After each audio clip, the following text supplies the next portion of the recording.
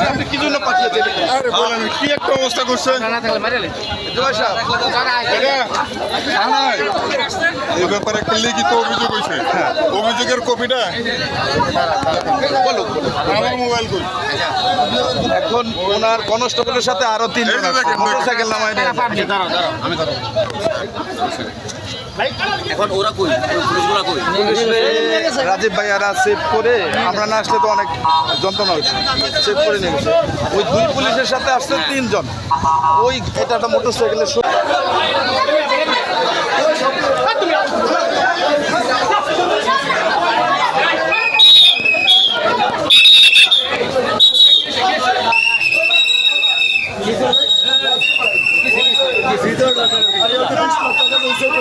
কিছু নাই।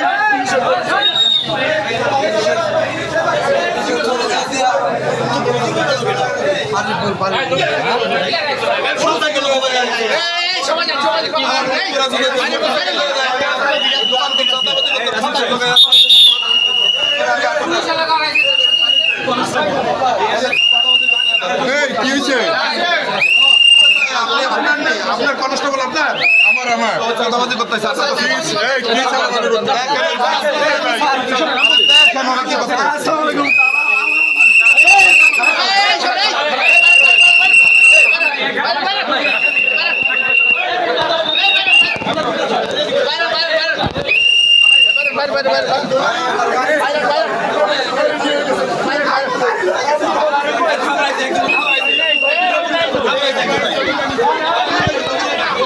ভিডিও ধরালি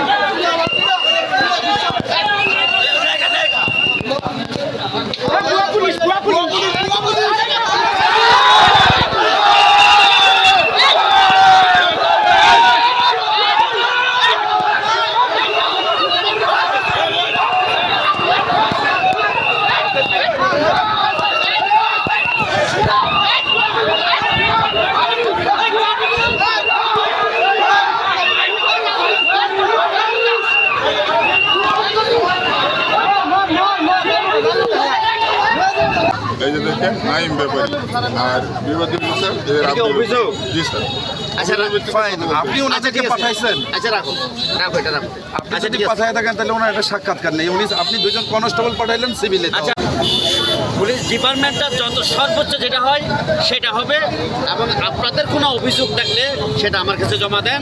আমি আপনাদেরকে একটা নিশ্চয়তা দিচ্ছি, তাদের বিষয়ে সর্বোচ্চটা আমি নিব ব্যবস্থা।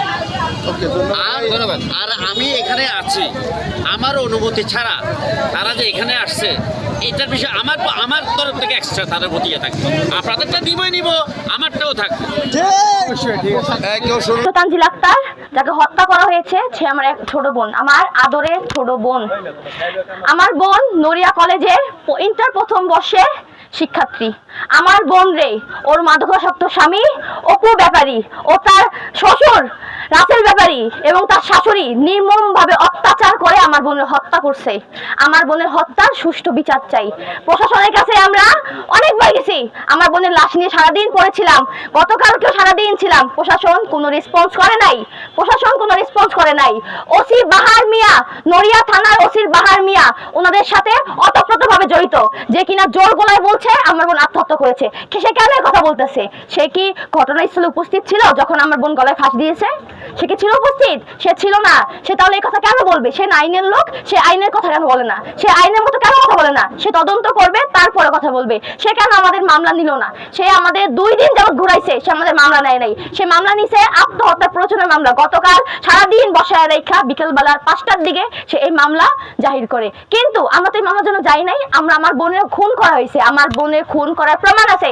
আমার বোনের যে অত্যাচার করে খুন করছে তার সবগুলো ভিজিবল স্পট আমার বোনের চেহারা স্পষ্ট ফুটে আছে।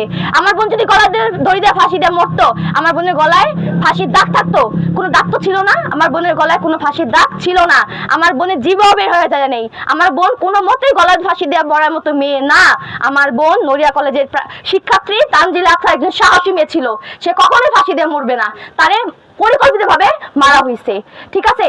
সেটা সুষ্ঠু তদন্ত না করে ওসি বাহার মিয়া, নড়িয়া থানার ওসি বাহার মিয়া, সে এই কেস নেয় নাই, সে কেস তো নেয় নাই, উল্টা সে তার প্ররোচনায়, সে অনেক বুদ্ধি খাটাইয়া সে মামলা দিছে আত্মহত্যার প্ররোচনায়। তার মানে সে কি বুঝাইছে আমার বোন আত্মহত্যা করছে?